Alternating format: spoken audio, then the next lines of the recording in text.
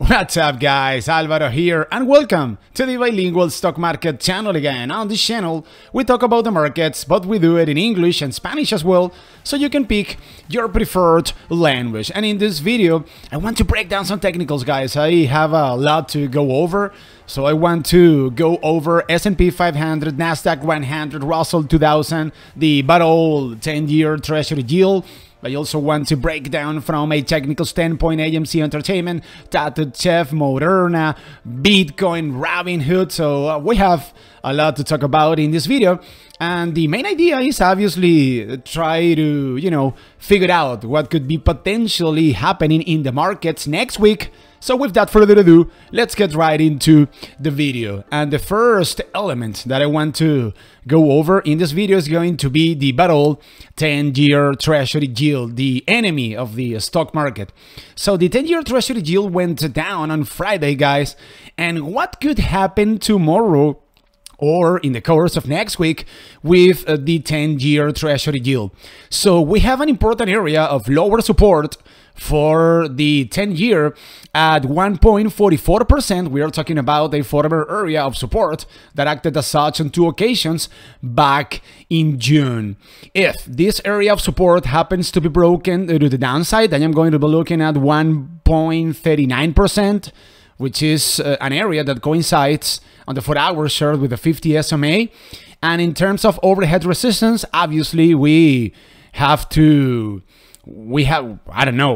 pray or whatever we have to do, guys, in order to prevent the 10-year Treasury Yield to burst above 1.55%.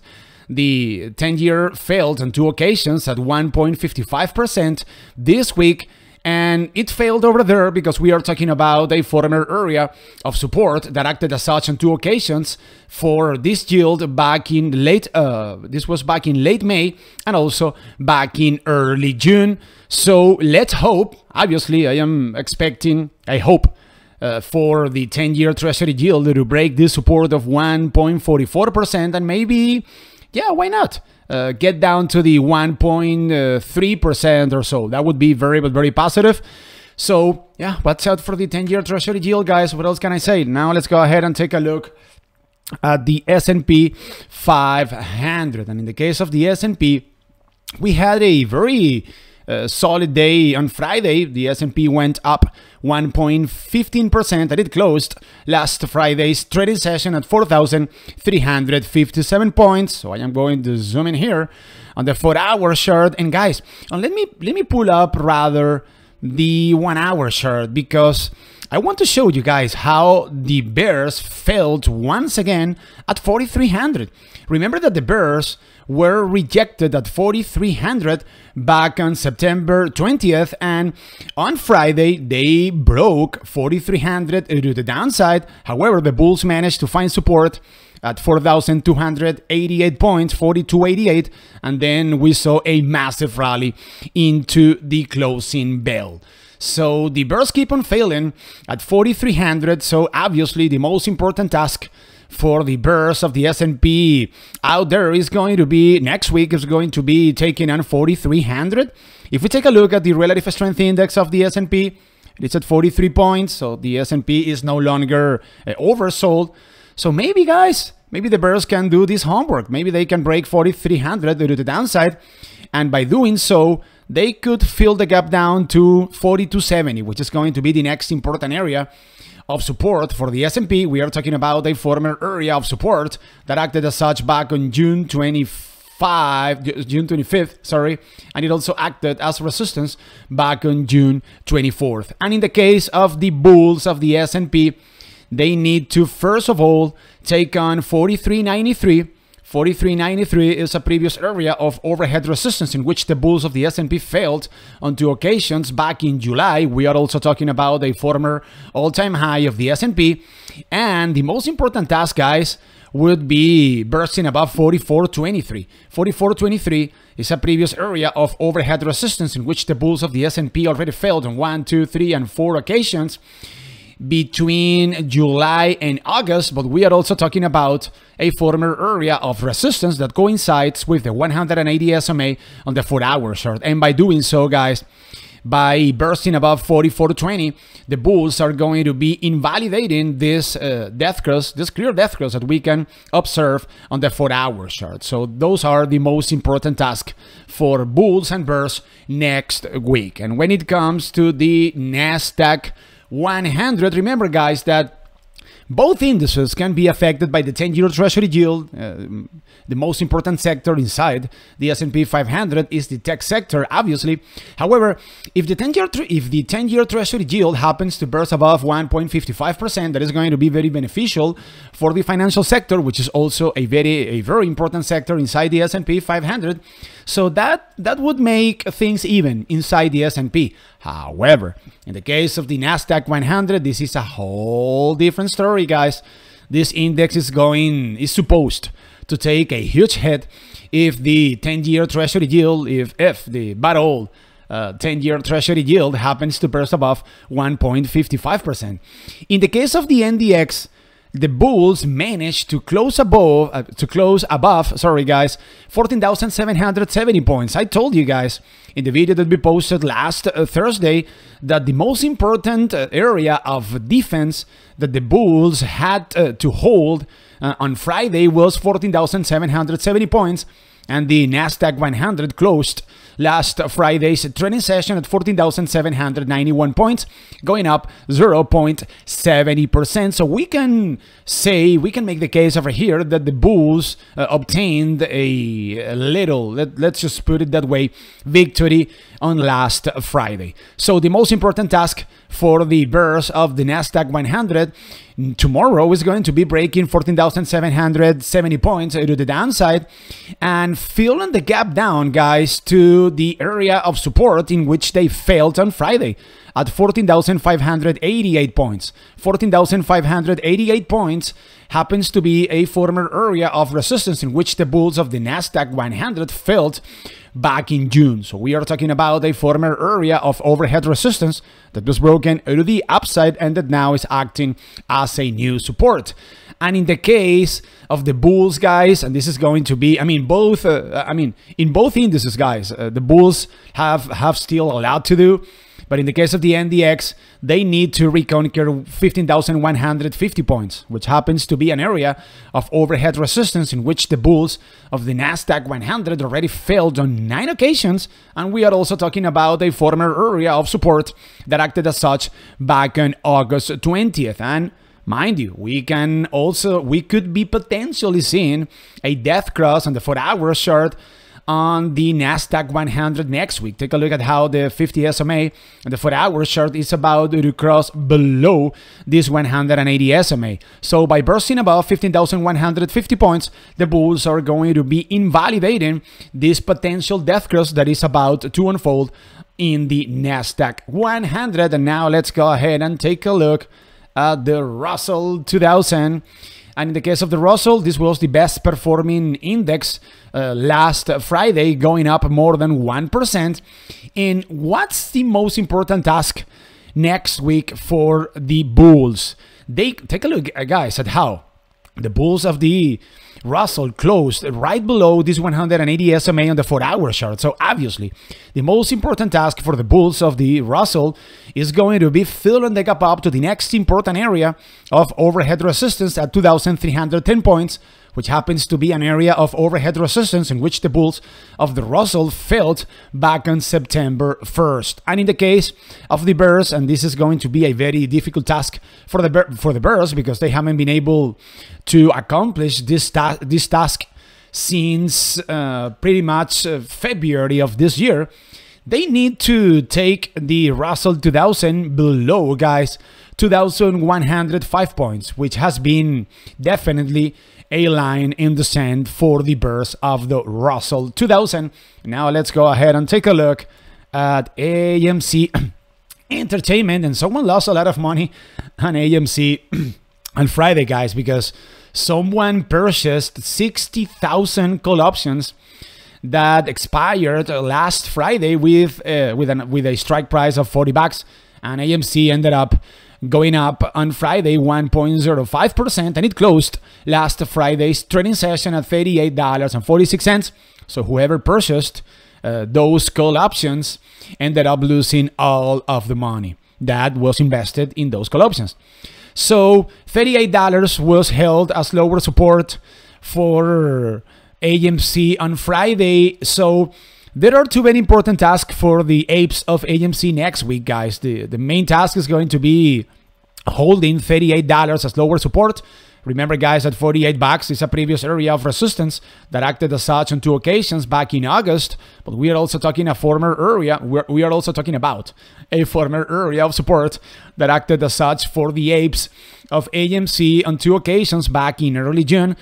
And the most important task is going to be reconquering, guys, $43, which is an area of support that already acted as such for AMC back in early September. But we are also talking about a former area of support that acted as such as well on 2 occasions back in June. And by doing so, guys, by bursting above $42.50 or $42.50 and $43, the bulls are going to be invalidating this death cross, this clear death cross that we can see on the 4-hour chart. So I think that any pullback, it is incorrect saying pullback. I think that any trade taken on AMC from $38, if we happen to confirm that $38 is still acting as a lower support, could be a winning trade, guys. Maybe up to $43, or why not $46, which is going to be, or $48 rather, which is going to be the other important area of overhead resistance for the apes of AMC.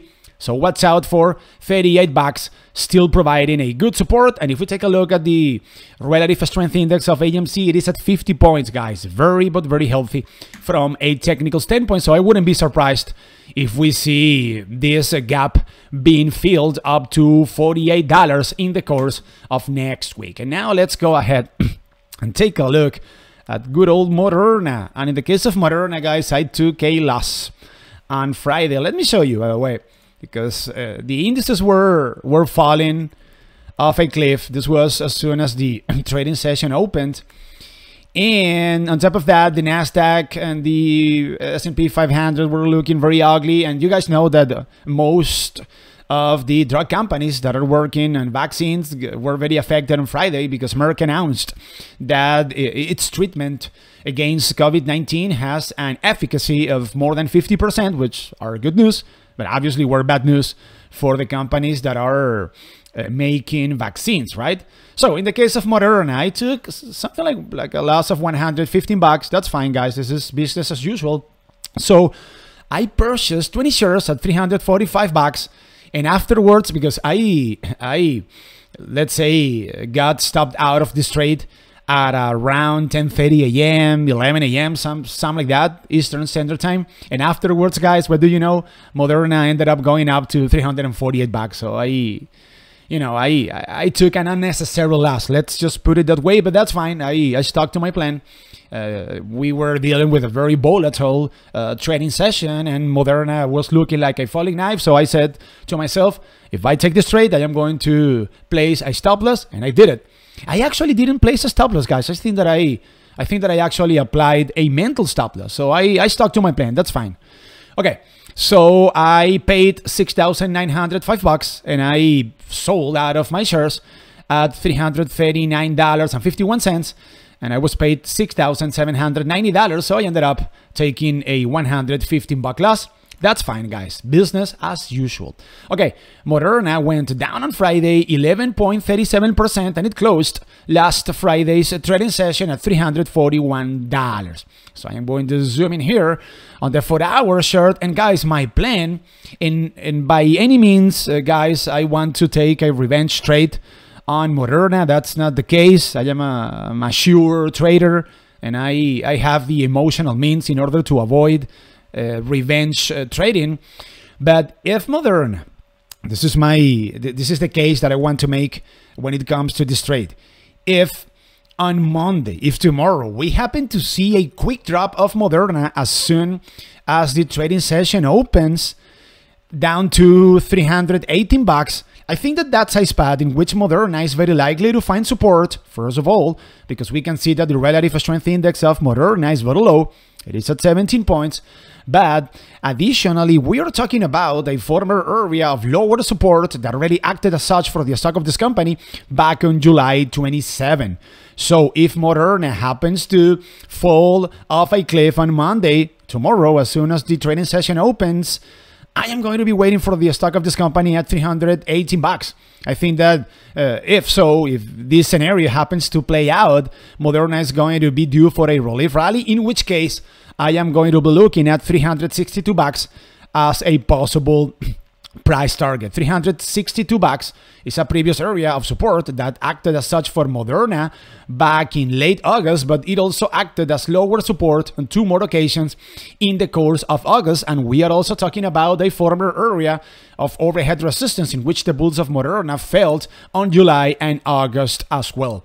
So if I were able to take this trade the way that I am describing it, picking up shares of Moderna at 317 bucks and selling out of these shares, or selling out of the shares that I can buy at 361 bucks, I could be making a 14% profit.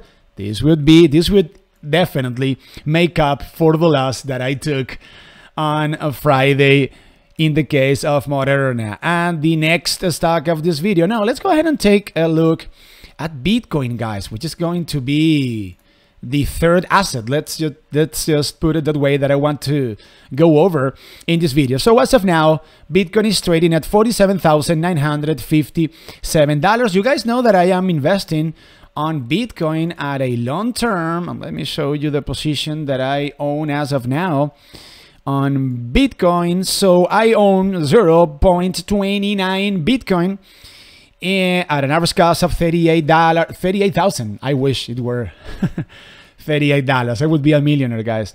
So at an average cost of $38,904.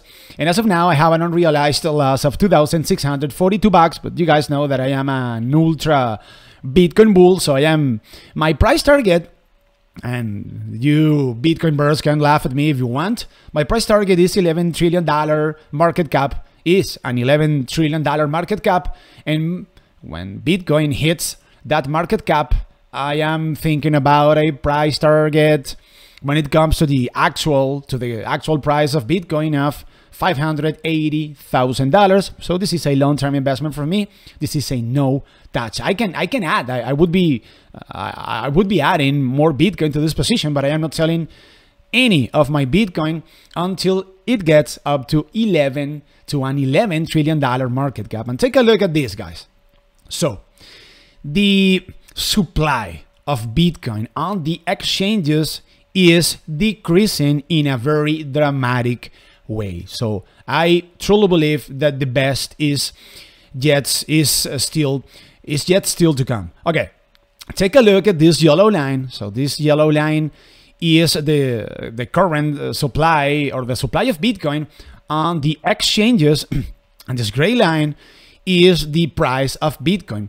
So the supply of Bitcoin, guys, got to all-time high, or peaked back in January of 2020. As of now, we have a decreasing supply of Bitcoin, whereas the price of Bitcoin is going up because we have an increasing demand for Bitcoin. And check this out, guys. The current supply of Bitcoin is at a 3.5-year low. So as of now, on the exchanges, we have a supply similar to the supply that we had back in 2018. So this is simple, guys. We have an increase in demand and we have a decreasing supply. This is going to go to the moon. And I'm not saying Bitcoin to the moon just to say a sexy phrase. I have a price target. I think that Bitcoin is heading to an $11 trillion market cap, and this is a no-brainer, guys. Supply decreases and demand increases. So that's it, guys. Let's see what happens. Okay, when it comes to Bitcoin itself, when it comes to the technical analysis of Bitcoin, so we had a very important area of lower support for Bitcoin at 44,000. I think that if we happen to see a pullback of Bitcoin, the first stop is going to be 44,000. That's an area in which this cryptocurrency is likely to find a bunch of buyers. 44,000 is a previous area of support that acted as such on many occasions in early September, but it also acted as lower support in mid-August. And check this out, guys. We are also talking about a former area of lower support that also acted as such back in late February. So I think that any pullback down to 44,000 bucks is a buy. And in terms of overhead resistance, we have two very important areas coming up for Bitcoin. The first one at $48,200. Keep in mind that we are trading as of now at 48,000. And after 48,200, we have $52,500, guys.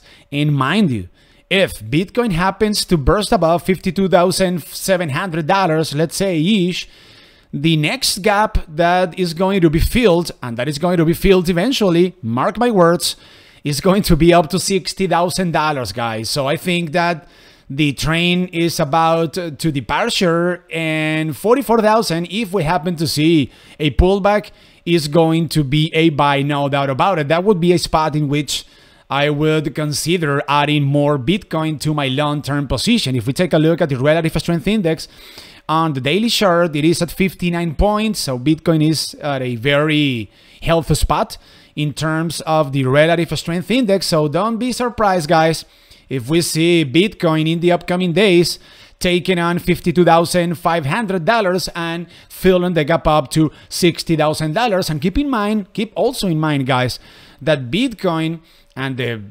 crypto world in general terms is very stock market dependent. Let's just put it that way.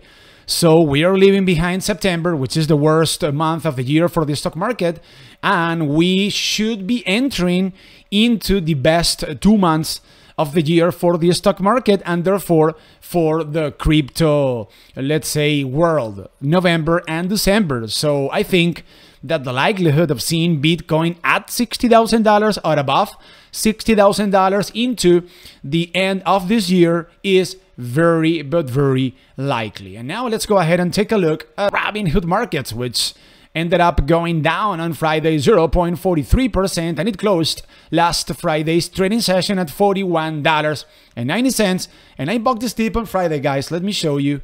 So on Friday, I forgot about Moderna. I, turned the page, and I ended up picking up 100 shares of Robinhood at $41.53. And as of now, I have an unrealized gain of $36.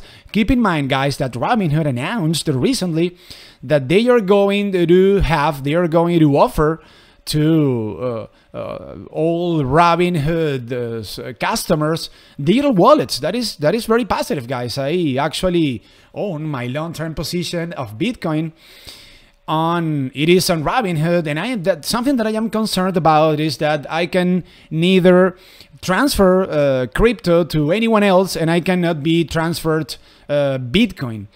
So the fact that Robinhood is going to have a digital wallet available for its customers is very, but very positive.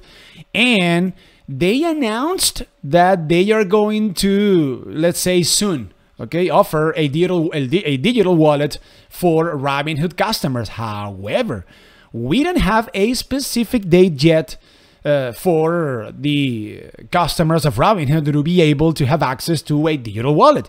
So I'm thinking, guys, that whenever Robinhood happens to confirm a date for a digital wallet to be available for Robinhood's customers, that is going to be a very positive catalyst, and Robinhood is very likely to be a runner after that news is announced. So I picked up shares at $41.50 each, which happens to be a former area of support that already acted as such for HUD on last Thursday, but we are also talking about a former area of overhead resistance in which the bulls of HUD failed back on September 20th, and they also failed back on September 13th.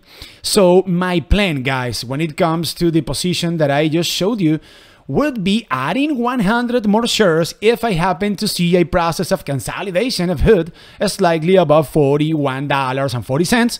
which, as I just said, is a previous area of support that acted on Thursday and Friday, but it is also a former area of overhead resistance in which the bulls of Hood already failed on 2 occasions. So, if I happen to see a process of consolidation slightly above $41.40-ish, then I'm going to be adding more shares to the position that I just showed you, and for all intents and purposes, my price target is going to be $48. $48 is an area of overhead resistance in which the bulls of Hood failed back on September 23rd. So from, let's say, $41.80-ish, regardless of if I can actually add more shares to the position that I just showed you or not, then selling out of my shares at $48 would imply that I am going to be making a 12% profit. This would be a very nice profit, and I actually want to hold my shares of Hood for quite some time, guys, because I think that that Robinhood is very likely, or is likely, let's say, to announce something concrete about a date in order to have digital wallets to kick off on Robinhood. I think that news is going to come out, I don't know, maybe in 1 month or 2 months. And I want to be a beneficiary of a potential run-up on that good news. And we can see here on the 1 hour chart, the death cross, guys. We can see the 50 SMA crossing below this 180 SMA. This could be negative for Robinhood. I would say I just noticed that I am seeing a death cross on the 1 hour chart.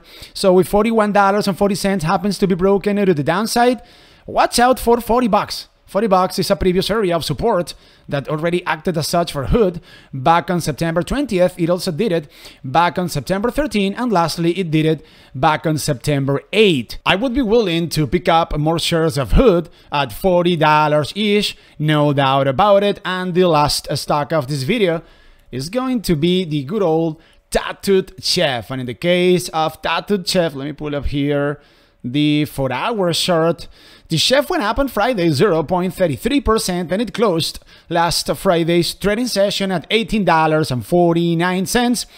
And guys, $18.30-ish is a buy in my opinion, no doubt about it.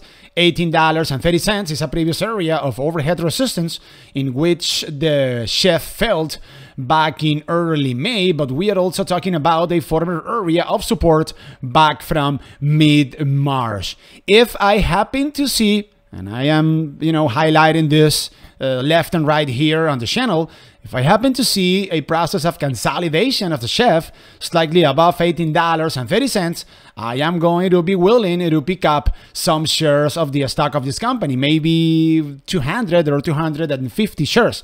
I think that I really think that this is just being honest over here, guys. I think that $18 and anything above $18.20, once we have confirmed from a technical standpoint that that spot is providing a good support, is a very attractive area in order to pick up some shares of the chef.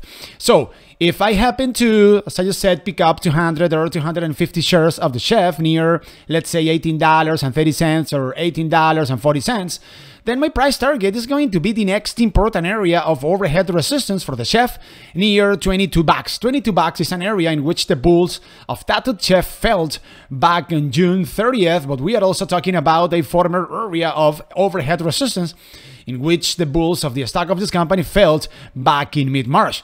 So listen up, guys. Picking up shares at $18.40 or $18.50 and selling out of our shares at $22, we are looking at a 16% profit, a very good profit. The relative strength index of Ttcf is at 46 points, very healthy. So the stock of this company is neither oversold nor overbought.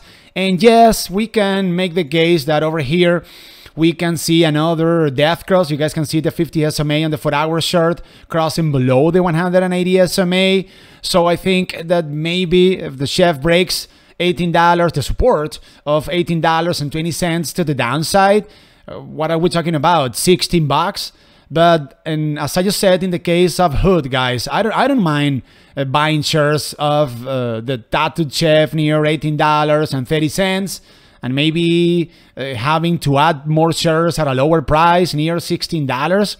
I think that's those are good areas in order to pick up shares of the chef. Obviously, I would rather seeing a process of consolidation slightly above $18.20 and not seeing the chef breaking this support to the downside. But worst case scenario, guys, and this is just, as I just said, me being honest over here, I wouldn't mind either buying shares of the chef near $16, so watch out for the good old Tattooed Chef consolidating slightly above $18.20. And with Tattooed Chef, I am going to wrap up the video. Thank you very much for your attention, and thank you very much for hanging out with me once again. Remember and keep in mind, guys, that here on the Bilingual Stock Market channel, we are posting stock market update videos Mondays through Thursdays, 3 or 4 hours after the market closes. So if you want to get all of the notifications of all of our videos in a timely manner, you have to be subscribed to the channel, but you also need to activate the notification bell right up there. Follow us on Instagram as well, guys, at Bilingual Stock Market. And remember that this is the Bilingual Stock Market channel, the YouTube channel in which we talk about the markets, but we do it in English and Spanish as well, so you can pick your preferred language. But most importantly, this is the YouTube channel in which we know that the wonderful world of Wall Street is not for geniuses, it is for entrepreneurs just like you guys and myself. My name is Alvaro, and I will see you guys tomorrow once again, 3 or 4 hours after the market closes. Peace out.